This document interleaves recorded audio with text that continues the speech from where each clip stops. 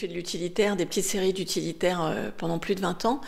Et puis, j'ai dû interrompre mon travail pendant 2 ans pour des raisons de santé. Et ça m'a permis de prendre du recul, ça m'a permis de réfléchir. Et quand j'ai repris mon travail, eh bien, j'ai repris ça a été un visage féminin, la première chose que j'ai eu envie de faire. Et je me suis dit que c'était pas par hasard finalement. Parce que j'allais aborder mes 50 ans et je pense que c'était aussi un tournant dans ma vie. Et à ce moment-là, eh ben, il y a des questions sur la féminité, sur l'identité certainement qui se sont posées. Et j'ai eu envie d'explorer et d'approfondir ce travail sur l'identité féminine. Je trouve que les femmes dans les familles sont des piliers, sont des relais, c'est elles qui racontent l'histoire familiale, qui transmettent. Et donc, c'est vrai que j'ai eu envie d'approfondir ce sujet. J'ai été aussi très inspirée par les statues, les moaïs de l'île de Pâques, parce qu'on a l'impression que ces statues, elles ont toujours été là, qu'elles seront toujours là. Elles sont très solides, elles ont une grande stabilité.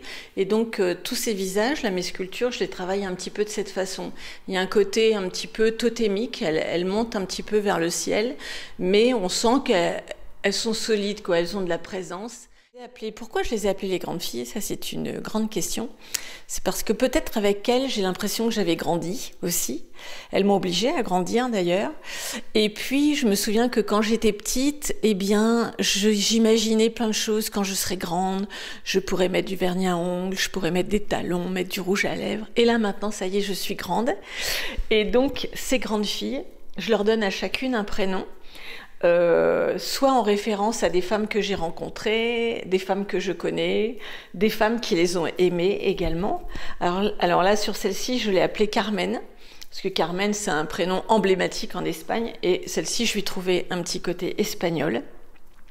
Alors vous pouvez remarquer, je leur mets du rouge à lèvres, parce que pour moi le rouge à lèvres c'est le symbole de la féminité, mais c'est également la parole. Et souvent, voilà, je leur fais des lèvres rouges, parce que ça me semble important. Il y a beaucoup d'endroits dans le monde où la parole, les femmes ne sont pas entendues, et donc moi j'aime bien que les femmes aient des choses à dire, et puis qu'on puisse les entendre. Fil conducteur entre chacune. Mais comme dans les familles, comme la famille des femmes dans le monde, eh bien, elles ont des propriétés différentes, des caractéristiques chacune, et en même temps des points communs. Alors celle-ci, je l'ai appelée maman. Je l'ai appelée maman et elle a les yeux bandés. Alors, on me demande souvent pourquoi elle a les yeux bandés. Et puis, j'ai pas trop de réponses, à vrai dire, mais j'entends les gens me donner des interprétations. Et là, dernièrement, on m'a dit « Ah oui, c'est vrai, vous avez raison, les mamans, elles aiment aveuglément. » Vous les femmes, vous mon drame,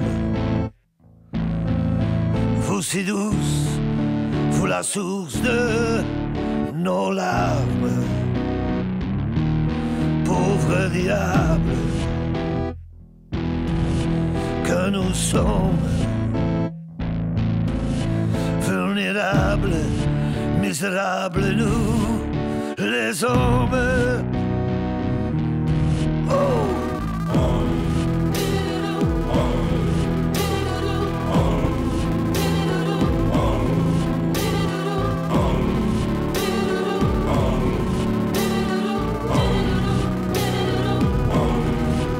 Dès que l'autre vous sourit, on a tendance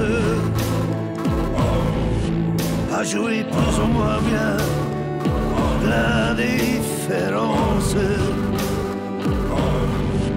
On fait tout pour se calmer, puis on éclate. On est fou de jalousie, et ça vous flatte. Oh, les femmes, vous le charme. J'ai l'impression souvent que nos visages sont des paysages. qu'en fonction de ce qu'on a vécu, en fonction de notre âge également, eh bien, on peut lire des choses sur notre visage.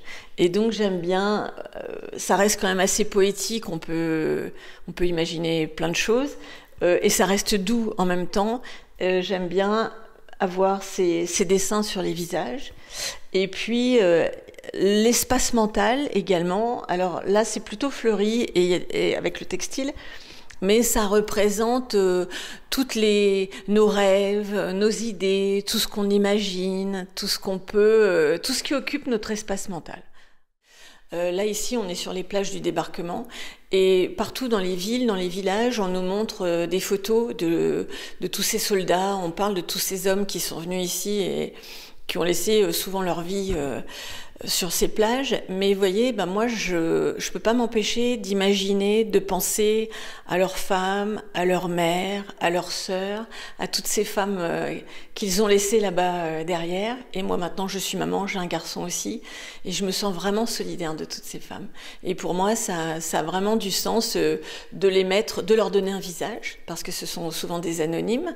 On les a souvent oubliées. Elles ont joué un rôle, évidemment, important.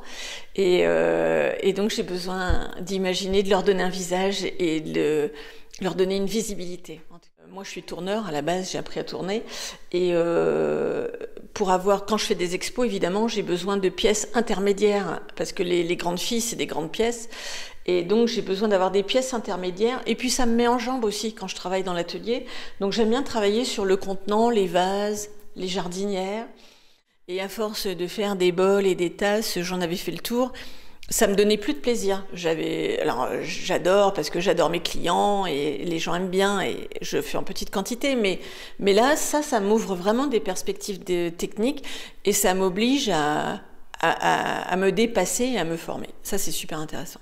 Vous les femmes, vous mon drame, vous si douce, vous la source de nos larmes, pauvre diable que nous sommes.